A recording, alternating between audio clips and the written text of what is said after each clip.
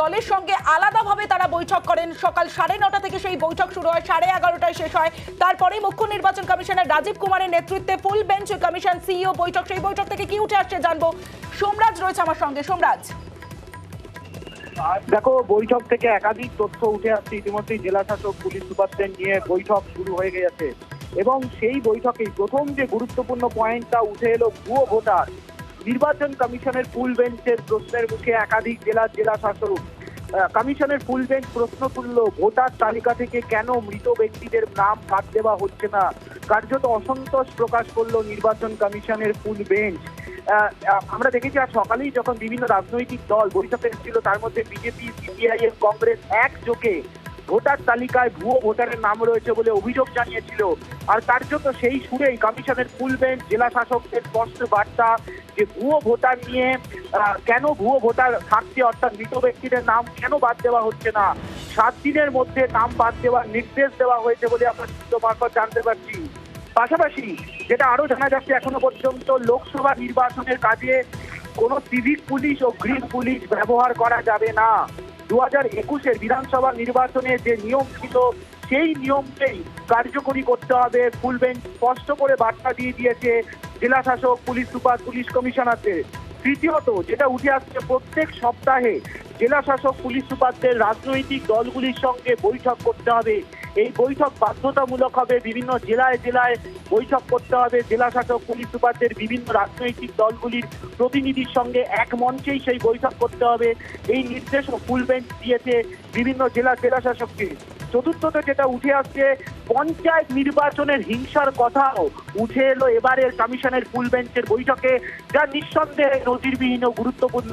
পঞ্চায়েত নির্বাচনের হিংসা নিয়ে বিজেপি, সিপিআইএম, কংগ্রেস একযোগে কমিশনের ফুল বেঞ্চের কাছে অভিযোগ জানিয়েছে এবং এই পঞ্চায়েত নির্বাচনের হিংসা নিয়েই কমিশনের ফুল বেঞ্চ প্রশ্ন ওঠে, রাজ্য জুড়ে কতগুলি আসন বিনা প্রতিদ্বন্দ্বিতায় জয়ী হয়েছে বিভিন্ন রাজনৈতিক দল।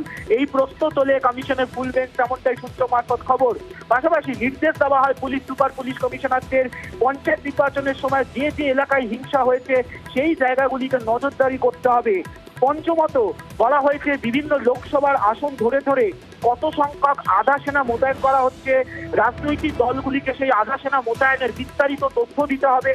আর যেটা অত্যন্ত গুরুত্বপূর্ণ, আজকের বৈঠক চলাকালীন যে বৈঠক এখনো চলছে, প্রায় 12:30 থেকে সেই বৈঠক শুরু হয়েছে, সেই বৈঠকেই দেশের chief election commissioner Rajiv Kumar বলেন, নো ভায়োলেন্স, নো বোম্বিং, অর্থাৎ কোনো হিংসা চাই না, কোনো বোমাবাজি চাই না লোকসভা নির্বাচন চলাকালীন। এরকম কড়া বার্তা আজ chief election commissioner Rajiv Kumar দেন, তেমনটাই সূত্র মারফত আমরা জানতে পারছি। এবং সেখানে স্পষ্টতই বলে দেওয়া হয়েছে, বোমাবাজি নিয়ে কোনো অভিযোগ হলে কাউকেই ছাড়া হবে না।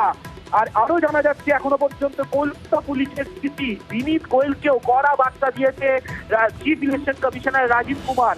তিনি বলছেন, history sheeter to be control, অর্থাৎ যাদের বিরুদ্ধে অভিযোগ রয়েছে, তারা হিংসা বা যারা বিভিন্ন বিশৃঙ্খলার ঘটনার সঙ্গে যুক্ত, তাদের বিরুদ্ধে অবিলম্বে বা যারা অশান্তি নির্বাচনকে কেন্দ্র করে তাদের বিরুদ্ধেও অবিলম্বে পদক্ষেপ নিয়ে নিতে হবে, তেমনটাই বার্তা দিয়েছে আজ কমিশনের ফুল বেঞ্চ বিভিন্ন জেলার কলকাতা পুলিশের সিপিকে।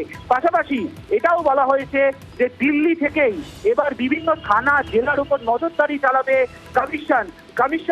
কমিশনের ফুল বেঞ্চ বলছে, আজকে বৈঠক চলাকালীন commission will randomly check some district, some thana, অর্থাৎ ভোটের বিজ্ঞপ্তি জারি হওয়ার পরপরই বিভিন্ন জেলা, বিভিন্ন থানার ওপর ক্রমাগত নজরদারি চালাবে জাতীয় নির্বাচন কমিশন দিল্লি থেকে। অর্থাৎ একটা বিষয় স্পষ্ট, আজকের যে বৈঠক জেলা শাসক, পুলিশ সুপারদের নিয়ে, সেখানে একের পর এক কড়া বার্তা দিচ্ছেন এবং বোমাবাজি নিয়ে কড়া বার্তা দেওয়া হয়েছে আজকের এই বৈঠকে। দেশের chief election commissioner Rajiv Kumar তিনি বলছেন, নো ভায়োলেন্স, নো বোম্বিং। যে বৈঠকে বিভিন্ন জেলার পুলিশ সুপার, পুলিশ কমিশনার, পুলিশের উচ্চপদস্থ আধিকারিকরা উপস্থিত রয়েছেন বিভিন্ন ডিভিশনাল কমিশনাররা, তাদের উপস্থিতিতেই এই কড়া বার্তা দেওয়া হয়েছে বলে আমরা কমিশন সূত্রে জানতে পারছি। বৈঠক শুরু হয়েছে 12:30 থেকে, প্রায় 2.5 ঘন্টা হতে চলল এই বৈঠকের। সূত্র মারফত খবর, হাওড়া, কলকাতা উত্তর এবং দক্ষিণ চব্বিশ পরগনা জেলা নিয়ে আলোচনা, এখন বর্তমানে দক্ষিণ চব্বিশ পরগনা জেলা নিয়ে আলোচনা চলছে। দক্ষিণ চব্বিশ পরগনা জেলার অধীনে যে পুলিশ জেলাগুলি রয়েছে সেগুলিকে ধরে ধরে আলোচনা চলছে। আর সেই আলোচনা হওয়াকালীনই এই বার্তা কমিশনের ফুল দিচ্ছে জেলা শাসক পুলিশ সুপারদের বলেই সূত্র মারফত খবর। বেশ সোমরাজ।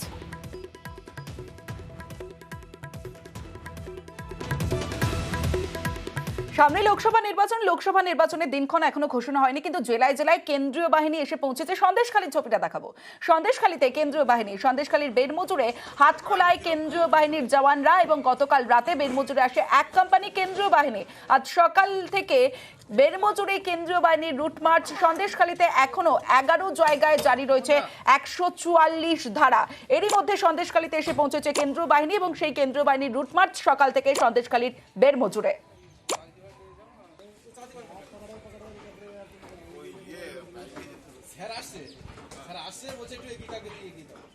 সামনে লোকসভা নির্বাচন, আর লোকসভা নির্বাচনে এক দফায় ভোট চায় তৃণমূল। কমিশনে এক দফা ভোটের দাবি তৃণমূলের আছে। তৃণমূলের প্রতিনিধিদের সঙ্গে যখন আলোচনা হয়, বৈঠক হয় কমিশনের ফুল বেঞ্চের, তখনই এক দফায় ভোট চায় তৃণমূল।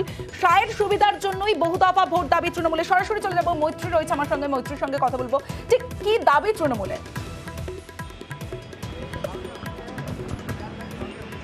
দেখো, তৃণমূল কংগ্রেসের তরফ থেকে যে তৃণমূল কংগ্রেসের প্রতিনিধি দল, অল ইন্ডিয়া তৃণমূল কংগ্রেসের যারা উপস্থিত হয়েছিলেন, তাদের তরফ থেকে বারবারই বলা হয়েছে, বেশ কিছু গুরুত্বপূর্ণ বক্তব্য তাদের তরফ থেকে তুলে ধরা হয়েছে। যেমন একাধিক দফায় কেন ভোট হবে রাজ্যে, কেন এক দফায় ভোট নয়। ফলে তারা কিন্তু এক দফায় ভোট চেয়েছেন। এর পাশাপাশি কেন্দ্রীয় বাহিনী নিয়ে যেখানে বিরোধীদের তরফ থেকে একাধিক অভিযোগ উঠেছে, যেখানে পঞ্চায়েত ভোটের কথা উঠেছে, যেখানে বিরোধীদের তরফ থেকে কেন্দ্রীয় বাহিনীকে ইন্ডিপেন্ডেন্টলি কাজের কথা বলা হয়েছে, সেখানে কিন্তু তৃণমূল কংগ্রেসের তরফ থেকে, অল ইন্ডিয়া তৃণমূল কংগ্রেসের তরফ থেকে যে অভিযোগ তোলা হয়েছে যে ভোটের এত আগে কেন্দ্রীয় বাহিনী কেন, এবং কোথাও কি কেন্দ্রীয় বাহিনীকে কোনো একটি নির্দিষ্ট দলের হয়ে কোনো একটি নির্দিষ্ট দলকে বাড়তি সুবিধা পাইয়ে দেওয়ার জন্য ব্যবহার করা হচ্ছে, সে প্রশ্নও কিন্তু এদিন তৃণমূল কংগ্রেসের তরফ থেকে লিখিতভাবে জমা দেওয়া হয়েছে যে জাতীয় নির্বাচন কমিশনের ফুল বেঞ্চ আছে সেই ফুল বেঞ্চের সামনে। সেখানে যেমন তারা বলছেন যে তারা নির্বাচন কমিশনকে সব রকম সহযোগিতা করতে তারা প্রস্তুত, তারা চান ফ্রি অ্যান্ড ফেয়ার ইলেকশন হোক, কিন্তু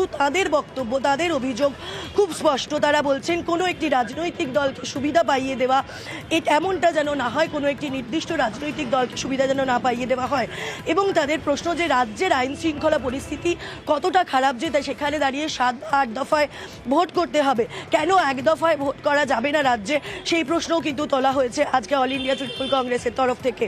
একই সঙ্গে কেন্দ্রীয় বাহিনী, আমরা দেখেছি যে ইতিমধ্যে কিন্তু কেন্দ্রীয় বাহিনী রাজ্যে আসতে শুরু করে এসে গেছে, তারা টহল দিতে শুরু করেছেন। সেই প্রসঙ্গেও কিন্তু তারা তাদের অবস্থান স্পষ্ট করে দিয়েছে আজকে ফুল বেঞ্চের সামনে। তারা বলছেন যে কেন্দ্রীয় বাহিনী এসে সাধারণ মানুষ ভোটারদেরকে ভয় পাইয়ে দেওয়া হচ্ছে।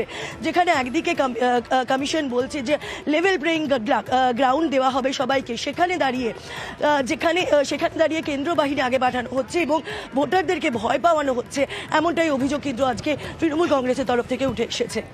বেশ মৈত্রী।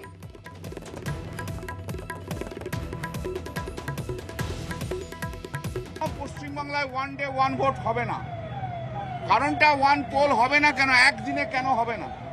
যদি ভারতবর্ষের অন্যান্য রাজ্যে বিজেপি যেখানে যেখানে রয়েছে সেখানে যদি হয়, কেন পশ্চিমবাংলায় হবে না? আপনারা যা সিআইএসএফ দিয়েছেন, দরকার হলে তার 3 ডবল নিয়ে আসুন পশ্চিমবাংলায়, আমাদের কোনো আপত্তি নেই। কিন্তু একদিনে নির্বাচন করতে হবে। কেন একদিনে নির্বাচন করা হবে না? 6 থেকে 7টা ফেজে নির্বাচন করা হবে। শুধু প্রাইম মিনিস্টার নরেন্দ্র মোদী আর হোম মিনিস্টার অমিত শাহ তারা পশ্চিমবাংলায় বারবার আসবে, এসে ইলেকশন ক্যাম্পেনিং করবে তার জন্য। আর তৃণমূলকে পাল্টা আক্রমণ বিজেপি সাংসদ শ্রমিক ভট্টাচার্য। যে রাজ্যে ভোট পরবর্তী হিংসার তদন্ত করতে গেলে সিবিআই কে পুলিশ অসহযোগিতা করে, সাক্ষীদের হস্টাইল বানিয়ে দেয়, প্রমাণ লোপ করার চেষ্টা করে, ভীত সন্ত্রস্ত করে, যে রাজ্যে শাসক দলের কোনো কর্মী খুন হয়ে গেলে তার পরিবারের প্রাথমিক প্রতিক্রিয়া থাকে আমরা সিবিআই তদন্ত চাই, যে রাজ্যে প্রত্যেকটা নির্বাচন রক্তাক্ত ক্ষতবিক্ষত হয়ে যাচ্ছে। একটা সময় জঙ্গল রাজ্যে বলা হতো বিহার উত্তরপ্রদেশকে, তারা সেই সংস্কৃতি থেকে বেরিয়ে আসতে পেরেছে, সেটা থেকে পশ্চিমবঙ্গ বেরোয়নি। সেজন্য মানুষকে যদি ভয়মুক্ত করতে হয় তো সেখানে এক দফায় নির্বাচন কি করে হবে? অন্যদিকে বাহিনী নিয়ে কমিশনের কাছে একাধিক অভিযোগ, কমিশনের বাহিনী নিয়ে অভিযোগ তৃণমূলের। আসার জন্য মানুষ তো ভয় খাচ্ছে, মানুষ তো বেরিয়ে আসছে না, মানুষ তো যেতে পারছে না, মানুষ তো ভয়ে আসতে পারছে না। এটা উল্টো হয়ে যাচ্ছে, মানুষকে ভয় দেখাচ্ছে। বিজেপি নেতারা যা বলছে তাতেই সিআইএসএফ তাদের পিছনে পিছনে দৌড়চ্ছে। গ্রামের মধ্যে যে সিআইএসএফ দৌড়চ্ছে, থ্রেট করছে, মহিলাদের থ্রেট করছে, গ্রামের মধ্যে ঢুকে যাচ্ছে, থ্রেট করে দিচ্ছে। সিআইএসএফ একদম একদম এজেন্ট, পশ্চিমবাংলাতে এসে সিআইএসএফ বিজেপির এজেন্ট হয়ে কাজ করছে। ভেরি ইম্পর্টেন্টলি যে কথা বলা হয়েছে সেটা হচ্ছে সিআইএসএফ কে কন্ট্রোল করছে কে? একপাশে সেন্ট্রালি যেমন অমিত শাহ কন্ট্রোল করছে, পশ্চিমবাংলায় সিআইএসএফ কোথায় যাবে শুভেন্দু অধিকারী ঠিক করে দিচ্ছে।